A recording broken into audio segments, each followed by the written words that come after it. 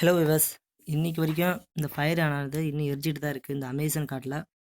So அதை பற்றி இப்போ நம்ம பார்க்க போகிறோம்.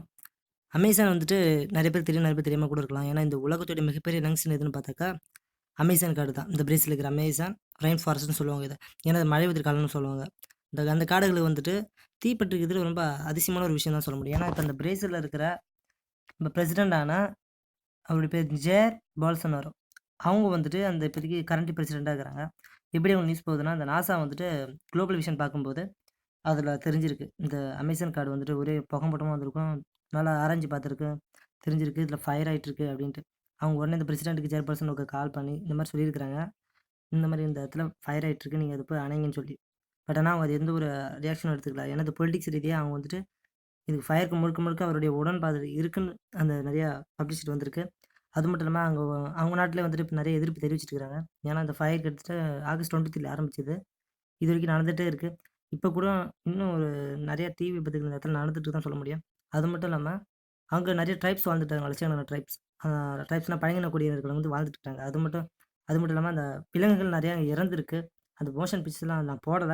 அத பார்த்ததுல ரொம்ப மோசமாவும் இருக்கு. இருக்க அந்த நெருப்பு போயிட்டு தான் இருக்கு. ஏன்னா 85% இந்த வருஷத்துல வந்துட்டு அதிக அளவு காடுகள் பத்திக்கிருக்காம். பிரேசில சுத்தி இருக்கிற நெறைய நகரங்கள் வந்து தெரிஞ்சிருக்கு. எப்படின்னா, அவங்க விடியங்காலம் எந்திரிக்கும்போது கிட்டத்தட்ட 1600 கிலோமீட்டர் அந்த காடுகளுக்கும், இந்த நகரங்களுக்கும் இடைப்பட்ட தொலைவுன்னு சொல்லலாம். அதுவரைக்கும் புகை மூட்டம் ஃபுல்லா மூடி இருக்கு. அங்க சூரிய ஒளியே படாத அளவுக்கு அங்க அந்த அளவுக்கு வந்திருக்காம். அந்த நகரத்துல இருக்கிறவங்களுக்கு பக்கத்துல தீப்பற்றி இருக்கு. இப்போ நெறைய பேர் கம்ப்ளைண்ட் குடுத்துருக்காங்க. அது கடைசி தான் தெரிஞ்சிருக்கு. அது அமேசான் காடு எரிஞ்சு இந்த அளவுக்கு மோசமா வந்துட்டுருக்கு.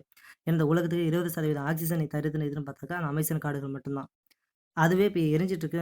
கிட்டத்தட்ட ஒரு 25% அளவுக்கு அதுல நாசமாயிட்டு இருக்குன்னு தான் சொல்ல முடியும். ஆனா, அந்த கவர்மெண்ட் வந்து எதுவும் எந்த ஒரு மூவ்மெண்ட்டும் எடுக்கல. அணைக்கிற தீயணைப்பு மட்டும் தான் அணைச்சிட்டு இருக்காங்க. இப்போதைக்கு எதுவும் ஒரு விஷயம் நடந்துட்டதில்ல. ஏன்னா, இதுக்கு பின்னணி என்னன்னு சொல்றாங்கன்னா, இந்த காட்ட பாதி அளவு எரிச்சு, அதில இருக்கிற சாம்பல பயன்படுத்தி, அந்த இடத்துல விவசாயத்த பண்ணி, ஒரு பொருளாதார ரீதியா வளரலாம் அப்படின்னு சொல்லி, இந்த பால்சனாரோ வந்துட்டு அவருடைய அறிவிக்கை அது தெரிவிச்சிருக்கு. ஆனா, அதுக்கு மக்கள் வந்து எதிர்ப்பு தெரிவிச்சிருக்காங்க. ஏன்னா, இயற்கை நம்மளுக்கு தந்த வரம்னு சொல்லலாம் அமேசான் காடுன்றது. அத வந்துட்டு அழிச்சு இன்னொரு விஷயங்கள உருவாக்கணும்னு வச்சுல, அது ஒண்ணும் பிரயோஜனம் இல்ல. இயற்கைக்கு எதிரானது. ஆல்ரெடி புவி வெப்பமாதல் வந்து ரொம்ப அதிகமா தான் ஆயிட்டுருக்கு.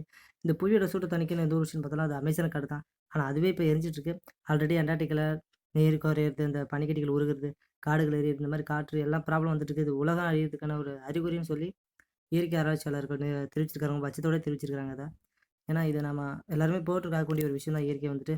நம்ம எதுக்கு படிச்சாங்கன்னா, இயற்கைய நம்மளும் போற்றி வாழணுன்றதுக்காக தான். நான் இத பத்தி முன்னாடியே ஒரு வீடியோ ஒண்ணு போட்டிருக்கேன். தமிழ்நாட்டுல நெய்வேலில வந்துட்டு 2500 ஏக்கர வந்து ஆக்கிரமிப்பு செஞ்சாங்க. ஆனா, அவனுக்கு ஃபுல்லா வந்து நிலக்கரி எடுக்கிறதுக்காக அவ்வளோ பண்ணாங்க. இங்க வந்துட்டு காடுகள் இந்த மாரி அழிச்சிட்டு இருக்கிறாங்க, பல இதுல. ஸோ ஒவ்வொரு விஷயங்களும் வந்துட்டு நம்மளுக்கு எஃபெக்டிவா தான் இருக்கு. மக்களுக்கு எதிராவும் தான் இருக்கு. இந்த அரசாங்கம் பண்ற எல்லா வேலையும் சரி, தமிழ்நாடும் சரி, இந்தியாவும் சரி, மத்த அதர் கண்ட்ரீஸும் சரி. ஏன்னா, இது இப்ப நம்ம இந்த நியூஸ் வந்து சாதாரண நியூஸா எடுத்துக்கக்கூடாது.